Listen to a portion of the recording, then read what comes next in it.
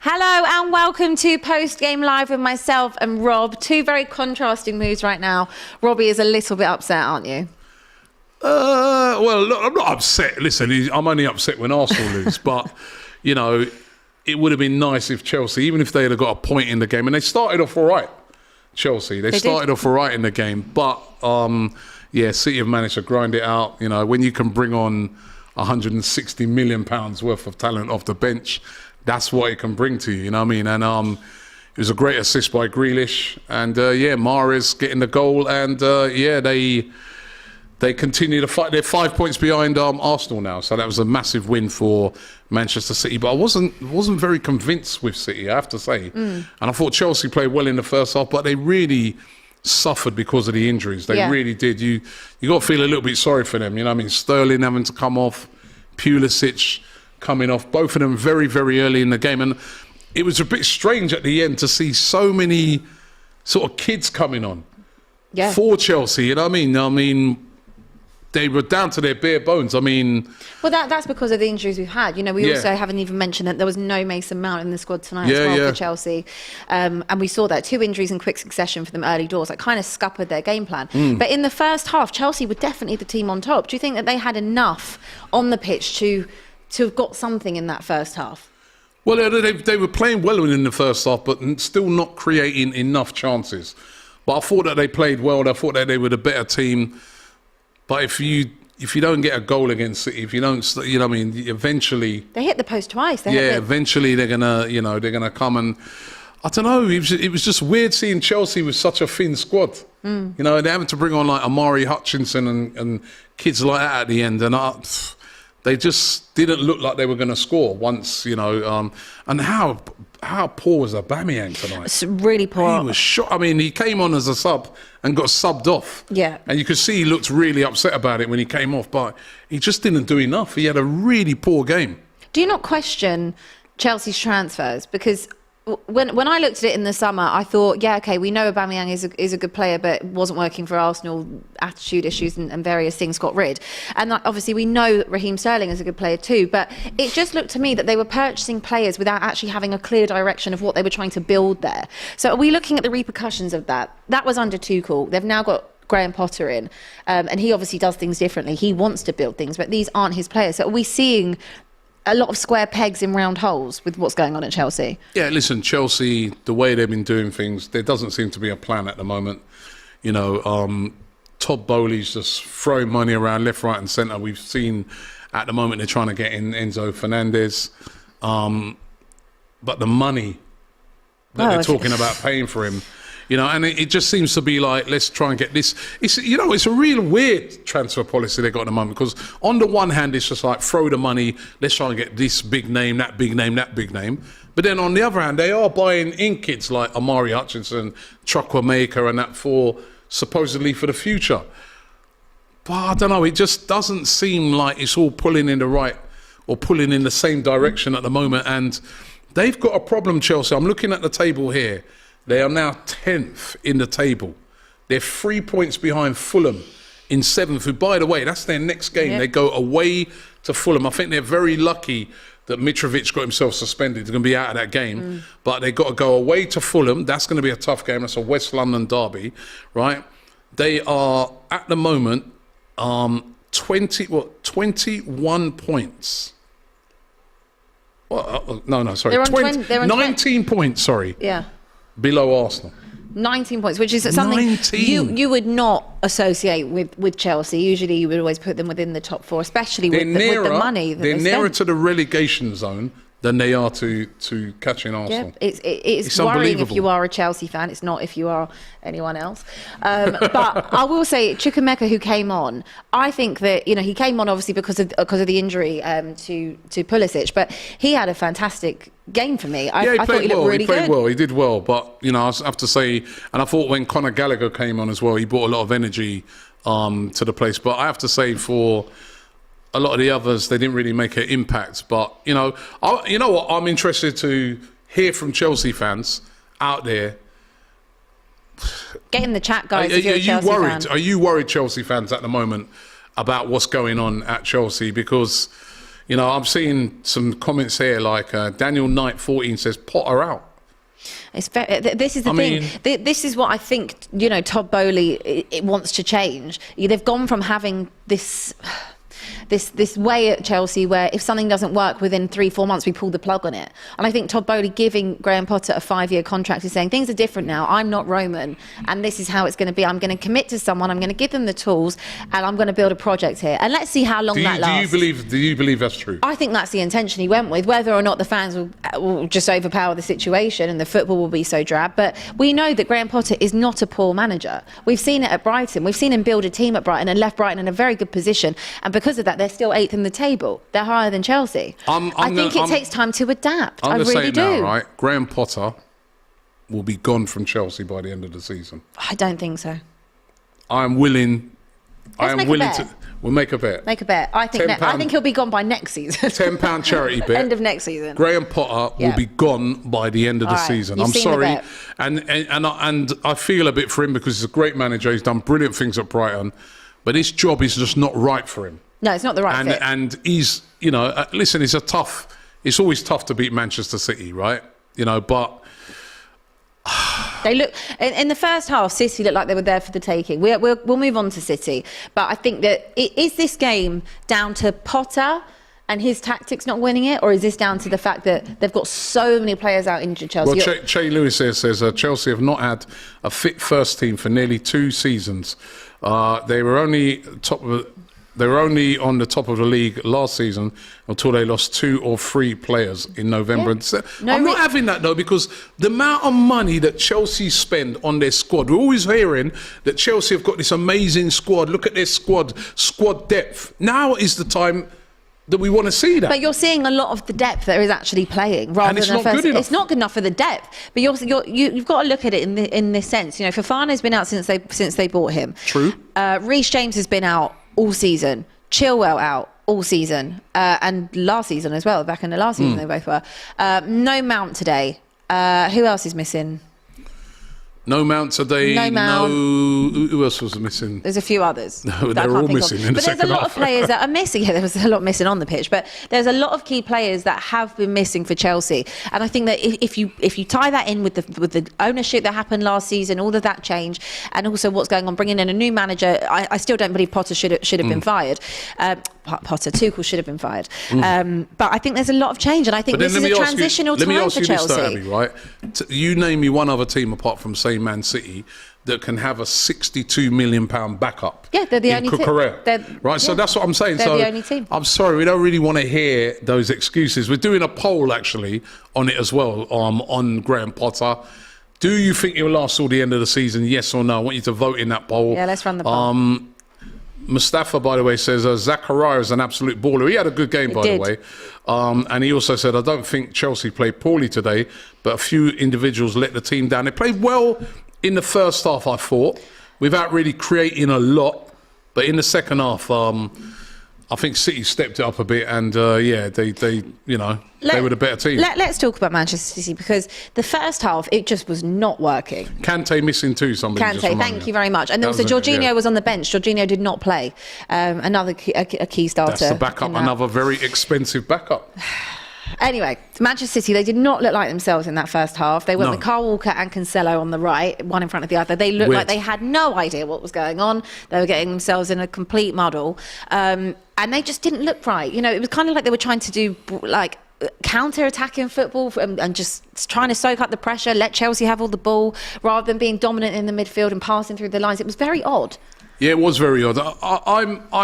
Listen, City are a great side. They've got a great squad, and a bit unlike, you know, where you'd have to say, if you're comparing City to Arsenal, who are at the top at the moment, I think what we saw today is how they could possibly win the league, right? Is that is a very, very tight game, and they're able to bring Grealish and Mahrez off the bench, whereas the other night Arsenal didn't have that squad depth, right? So that you look at and you say, that's where City have that advantage. However, when I'm looking at City this season, I'm seeing great moments from Haaland, and there are some games they play really, really well.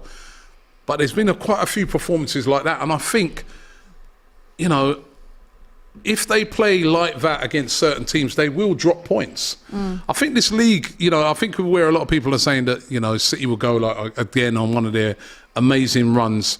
I'm not too sure if they will this season. I think this is going to be a lot tighter this season, but it is that squad depth that gives them that edge. You know what I mean? As I said, the other night Arsenal are playing. I know we've got injuries as well. But, you know, Mikel Arteta was basically couldn't even make any changes because there was nobody really there to change the game. They're able to bring on £100 million Grealish, Mahrez, these sort of players. Yep. And that's what gives them the advantage when it comes down to going for the league. But I don't think they're firing on all cylinders, They're City. not. And I do think, you know, I mean, they got tough. I mean, if they play like that against Man United... If they play like that against you, they're going to be in big trouble if they play like that. Their next game's Man United away. They can't play like that. They'll lose. They did change it in the second half. They made the changes. They brought on Rico Lewis and Akanji, and they did look much better. They looked a bit more like Old City. I'd say for probably about 25 minutes or so, 20 minutes, they looked better.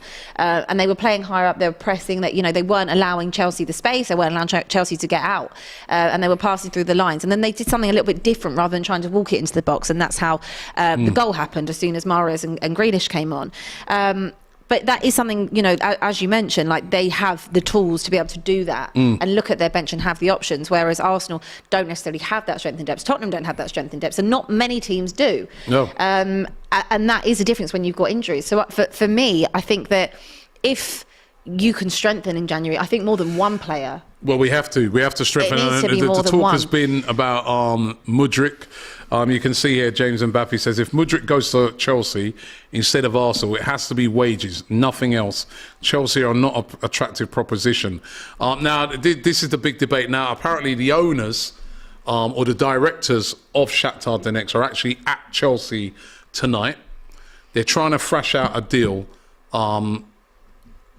Basically, whoever pays the most money, that's who they want to sell. Do you think Arsenal will bite on it? And do you think Arsenal will say, we'll give you the 88 million, whatever you want for I don't think Arsenal will give the 88 million. But what I think Arsenal do have for their advantage at the moment is that Mykhailo Mudryk obviously wants to go to Arsenal. He liked another post again tonight that was posted out with him sort of wrapped in an Arsenal drape or something. He liked that. Yesterday, there was somebody, Arsenal memes account, who posted a picture of him behind bars at Shakhtar Donetsk. He liked that post. He posted on his Instagram the other day Arteta, and when he was with De Zerbi at Brighton, two great coaches.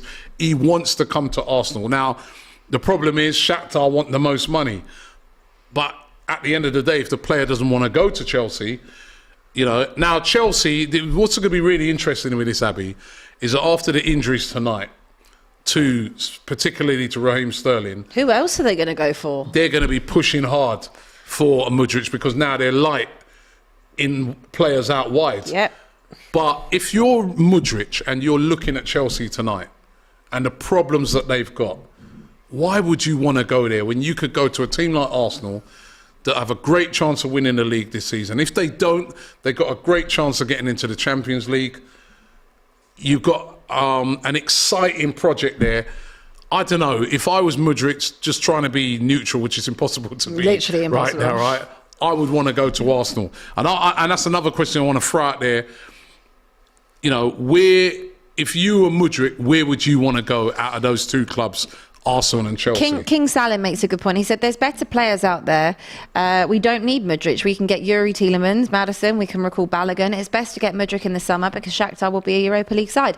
Look, I do. No, we need him now. There is a lot of hype around Mudryk, and obviously we are basing this again. I'm very sceptical when it comes to buying players off of a 6 month, like what you've seen in the last 6 months of them, because I know his agent was touting him around in the summer and no one took it.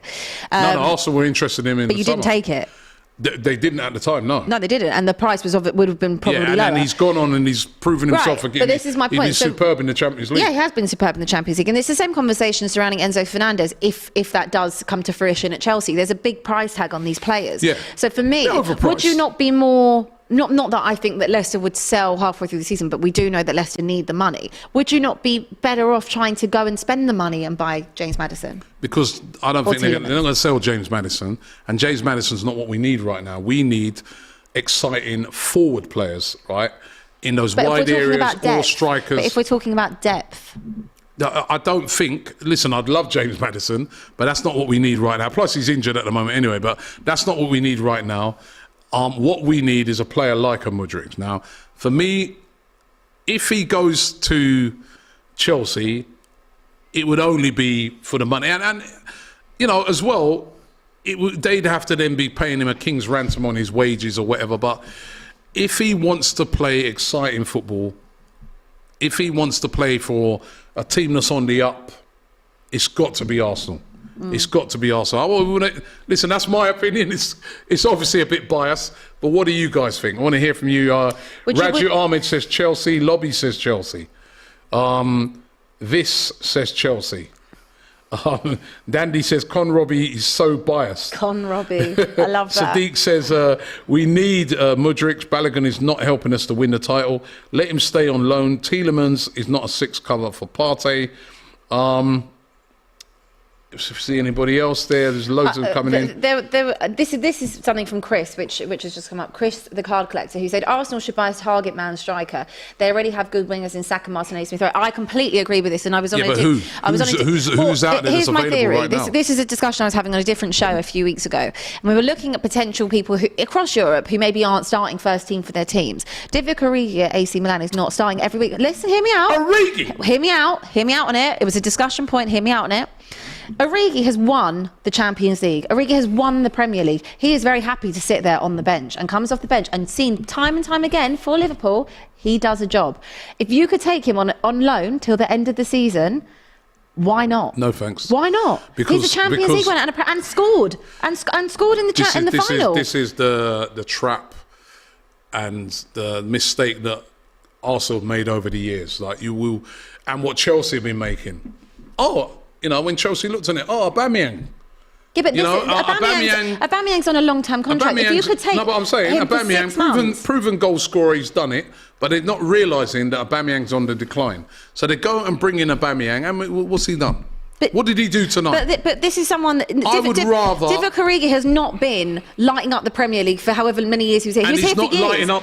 And he's gone to Italy and he's not lighting it up there. He's always done a job when he's called upon. He comes off the bench. He scores a goal. He scored a goal in the Champions League final. He's been part of why Liverpool got to the Champions League final. It's why part of the reason. Are you being serious now? I'm being deadly serious. I'm genuinely not bantering you. I'm being deadly serious. I don't think you are. I am being deadly serious. I think that if you could go and get him on loan for 6 months, just to have someone as a backup in case, and give you a plan B. Mudryk's a plan B. But it's the same part of the jigsaw. Have something that's a proper plan B. If you're losing to, let's say you're losing to Newcastle again late in the season, right? And you need a plan B. Divock Origi, balls in the box. No, Mudryk. Who changed the game today? Listen, I don't care. Don't get him. I'm just saying. If I was Arteta. Just to give you an example, just to give you a thing, right? Who changed the game tonight? For who was that player that made the change? It wasn't a striker. It was Grealish. It was Grealish. But they play with the City now play with the target man, and it wasn't working. It wasn't working, but the Grealish came on a wide player, right? And the goal was scored by another wide player, yes, right, which was Mahrez. But I'm saying this is in reverse. I'm saying City have adapted their system. They are now playing with a target man. It wasn't working. They tried to revert in a way back to kind of how they usually do with Haaland in there as well. I'm saying for you as a team that always plays it with a 3. Having an option to come off the bench. And Tottenham used to do it with Fernando Llorente. Those dead players, right, that over the years... Well, I'll tell you what, those dead players... I don't want them type of players at Arsenal no more. got them to a Champions League final and scored in a Champions League final. And, you know what I mean? He's a legend at Liverpool and he's done well. But that's not the type of player that I want to see coming in at Arsenal. Okay. I would like to see Arsenal go out there and bring in like a Mudryk, an exciting player who could come in and could help push Arsenal onto a title. I know it's expensive, and not only that, you're not just buying for the next 4, you're buying for the future as well. I just said about a 6-month loan. I said about a 6-month loan. No thanks. You could have him. I don't He need could him. go back up to Harry I'm Kane. not winning a title. He could go back up to Harry Kane. I'm not in a title race. No, thank you. People in the chat are saying about Zaha, Premier League proven. Somebody like that I'd have. Because on that, I do like Zaha. I do think he's a Premier League proven player. Origi's Premier League proven. But how many goals has Origi scored in his Big goals, actually. Very big goals. Yeah, but how many goals has he scored consistently in his time? Liverpool fans, get in the chat. Tell me how many goals he did, because I tell you, there was a lot of big ones. One being in the Champions League final. Yeah, no, he scored a lot of big ones, but he never scored every week. You don't need him to score every week. That's not what you need to bring him in for. No, I'm not buying. I want Arsenal to buy progressive players that are going to bring... It's having a plan B to get you over the line. Some exciting players are going to bring it. I was trying to help you. I don't need your help. Good. It's Tottenham help. And then bringing in Origi is like bringing in Op. You know what I mean? Right? Listen, you guys are not seeing the bigger picture. And I hope very much that this comes back to bite you. You're not having a plan B. No, but we're looking for a plan B. So the plan B is to keep going with the plan A. Is to try and bring in some other forward players, right? Exciting forward players. The two that are being linked, João Felix, Mudryk. Those players, those players can help to push you over the line. Okay. But Origi, no thank you. All right. Dada Karedi said Chelsea having Cuckoo to come in. Mudryk can come in and link up, and Cuckoo, Mudryk, Havertz. Big picture. Boring. See the big picture. Nkunku is coming in at the end of the season, but they won't be playing Champions League football. I really think that Chelsea will not get the top four this season. I think, Man United are in fourth place at the moment. They're 10 points above Chelsea.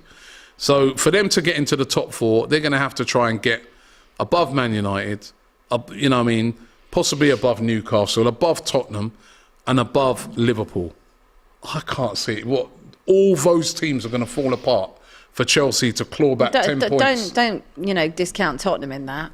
No, I'm including Tottenham. I'm saying don't discount Tottenham in not falling apart. No, they could do, but I'm saying are four teams... I think it's... Are four teams going to fall apart for them to get into the top four? I think it's... No way. I think this season is so wide open. I know, 10 points. There is... It's mad. I mean, if you look at it, we haven't seen a title race like this for years. It's always been City, Liverpool for as long as... Yeah, for the last 4 or 5 years. And it is exciting to see this. Newcastle...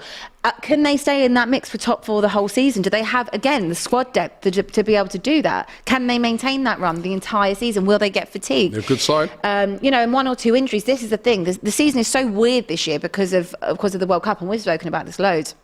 And we've said how odd it can be. It's kind of a season of two halves, and there's going to be a lot of fatigue. There's a lot of football that's going to be played. And what happens when the Champions League comes back? Europa League, Cups, what are you prioritising when you get to... If you're in a Europa League semi-final and you've got a big game... Ooh. Arsenal. And you've got a big game. The league is the priority, You're prioritising that? Of course. Okay. AJ says, Robbie, is Mudryk... if Mudryk goes to Chelsea, is that the title race over? Also, respect to Origi, a clutch player. I do respect to Origi. Clutch. He don't want no clutch. No, we don't want that. He don't want no clutch. Mudryk, João Felix, them type of signings. Them players that never played in the Premier League. Right, but... never won a Champions League. Yeah, what's he done in the Premier League? What has he done in the Premier League? I don't know why I care. I don't care. Don't sign him. I just think it was a debate we were having on another show. I don't know what that show was, mate. But I'm saying to you, I'm not interested in Divock Origi. He's when in his time, he's a legend on Merseyside for some of those clutch moments. Clutch. Sorry. Dandy Deal says this Mudryk guy is so average. He won't cut it in the Premier League. Why? How do you know that? How do you know that? On what basis? I think with what I've seen, he looks a really exciting player. And I'd love him. That's the sort of player we want to come and bring us squad depth. Yeah. So, João Felix is inconsistent, says Abina. He has been. Let's be real. He's had a poor time at Atletico. But I saw him at the World Cup. He looked really good. And he's had moments. Origi is flopping at AC Milan, says Taranko. Yeah, but he didn't flop at Liverpool. He was there to do a job. Why are we going to go and get a flop? He was there to do a job, and he did that job seamlessly well. He did. Yeah. And he's a player that doesn't care about playing every game. No, thank you. No, thank you. What's the poll saying? I'm trying to find the poll. Guys. Let's see what the poll is saying. If I can't actually find it. Is that up there? No. Where's the poll, guys? We can't find the poll. Maybe they can give us the result, or give us. Oh, there we go. Decide. Potter needs time. It is 69% that are saying yes. Potter needs time, and Potter out now. 30%. I'm. No, well, listen. I think they've worded that kindly because obviously he needs time. Yeah. Obviously he needs time, out, right? Yeah. But to me, he ain't making it till the end of the season. He ain't going to get the time. I'm sorry. This Chelsea, right? And Chelsea is a football club. Not really. I'm sorry. They're not going to give him the time. I can imagine right now some of those fans, Chelsea fans, leaving there thinking, nah. We need a change. No, I don't think that's right, though. They've literally just had a change. I think they need to sit tight, hold tight, and see what he can do. Like, give the guy a break. I mean, he literally built something. He built something so well at Brighton that everyone was looking at him saying, "Oh, what a great manager he is! I'd like him at my club. I'd like him at England." All of these things. That's taken time. That's taken 3.5 years for him to do that at Brighton. He's left the club in a great position where they can contend, and they're sitting 8th on the table, higher than Chelsea. And Chelsea took everything from Brighton to get him. There's no way he is going to get sacked before the end of the season. No way. I think he hasn't even had a summer transfer window. He hasn't even had a summer transfer window. If we're towards the end of the season, do you know how much money Todd Bowley would have to pay out to get rid of that contract? A 5-year contract, and he's only served 9 months of it. He splashes money around left, right, and centre. I'm telling you, I'm not saying he won't get sacked next season, but I'm telling you, he's going to have the summer. He's going to try and build his squad this window and in the summer. And if they carry on, then that's a different conversation we'll have in a year's time. I don't think you get that money. Oh, I don't think know. you get 10th We're just disagreeing with you. Do you want to read that? At the end of the season comes, he's in 10th place. A super chat from Super Mick Arteta says, Abby, rivalry aside, favourite Arsenal player now? Saka and Odegaard. Okay. Favourite Tottenham player? Don't have one. That's a lie. That's a lie. Favourite? You could have just said Kulusevski. Son. I do like Kulusevski. He's a good player. Son. Yeah. Yeah. I don't expect you to say Kane. I respect Harry Kane. He's an unbelievable striker. Okay, we can take that. There you go. See? Look how mature we are. Yeah, I respect him. So mature. Don't like him. I respect him. Dandy Deal said, Robbie, mark my words, Kane will punish Arsenal next week. Just watch. Possibly. Hope so. We've got a poor record against them. Trent Maguire, Lukaku's son, said, Abby, you're trying to sabotage us, and there's a better chance of Maguire winning the Ballon d'Or than Chelsea creating chances for their strikers. I mean, that's very true. You know what, today as well, that was the other thing I noticed about Chelsea, in that, we're all having a go at Aubameyang, but they didn't create nothing for him, did they? No, they didn't. You know, I mean, they've just got no creativity in that midfield at all. I mean, they're missing key players. They lack a lot, but even with those players in there, they lack creativity. Would they have been better with Pulisic on? Well, obviously Pulisic came off injured, but would they have been better with the initial starting 11? Would that have given us more creativity? Because they did look good the first half. They don't have, Chelsea, in their midfield, that creative player. You know, like, obviously, Manchester City have got De Bruyne, Arsenal, Odegaard, I don't, when I look at, Eriksen at Man United, when I look at Chelsea, who's that midfielder that's going to create the chances? Yep, it's a good point. Just a few more before we start to wrap. Guna Huss said, Robbie, there's more chance of Spurs winning the league than Mudryk signing for Chelsea. That's how confident I am. Who's he? Guna. Oh, signing for Chelsea. Mudryk. I don't think I think he's going to come to Arsenal. But I think Shakhtar are going to push for him to go to Chelsea, because Todd Bowley now, he'll be willing to pay anything. He'll pay 200 million. Just to get him, I mean, that's the type of way they've been rolling. Mika says almost 100 million for Mudryk is too much. We could get Felix, Winger and Partey back up for that same money. Harley MCFC said, I'm Spurs and a City fan only. Yeah, me too, honey. Shorty AFC says. We're dual nationality at the moment. Angus says, watch Saliba body Kane next week. Oh, yeah, all right, like I watched him in the World Cup. Shorty AFC says, Kearney was Chelsea's best money value transfer in the summer. The money paid for some of these players is absurd. Jorginho says, Abina, he don't create enough. I'm sorry. He doesn't create enough. And what's he say? Dada, who's obviously a Chelsea fan, he says, how is Nkunku and Mudryk boring? Robbie is a hater. Boring because of Chelsea at the moment are in the mud. Let's be real. At the moment, they're in the mud. They're in the mud. Why would you want to go to Chelsea at this moment in time unless it's money? It's so weird. I like. But let's be real. It is weird that someone would want to do that or pick them over Arsenal, but at the same time, money does talk. And at the end of the day, he's also going to have to go where the club tell him to go because they're going to be the one accepting the bid.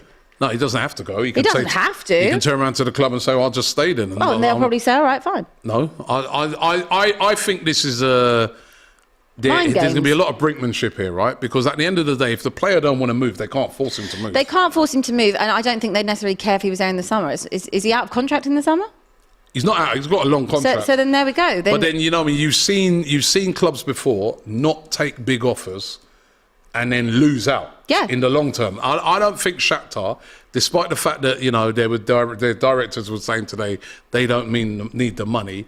I'm sorry, at the moment in the Ukrainian league, which unfortunately because of the whole crisis over the war over there is in a bit of a state, they do need the money, right? And I'm sorry, I think that Mudryk it will come to Arsenal. You know what I mean? It's because the player wants to come. And at the end of the day, it's either force him to stay, but I don't think he wants to go to Chelsea. He wants to come to Arsenal. There's a lot of factors going in our favour. Zinchenko's here, can help him to settle in, another fellow Ukrainian. And as I said, it's more exciting. It is what I know Chelsea fans are finding this hard to accept. But right now, at this moment in time, Arsenal is a much more exciting project to come to and progressive project to come to than Chelsea. Simple as that. Well, you heard it here first. We will see what happens in the transfer window, won't we? Will he go to Chelsea? Will he go to Arsenal? I don't know. But all I know is that I can actually go to bed happy knowing the gap is only 5 points between Manchester City. For now. But thank you very much for joining. Thank you for having a lovely evening with me watching the game. And thank you all of you for joining us on Post Game Live. Hope you enjoyed it. We'll be doing lots more of these. And I will see you tomorrow with Matisse for weekend preview. We've got all the FA Cup action coming up for you. So have a good evening and we will see you tomorrow.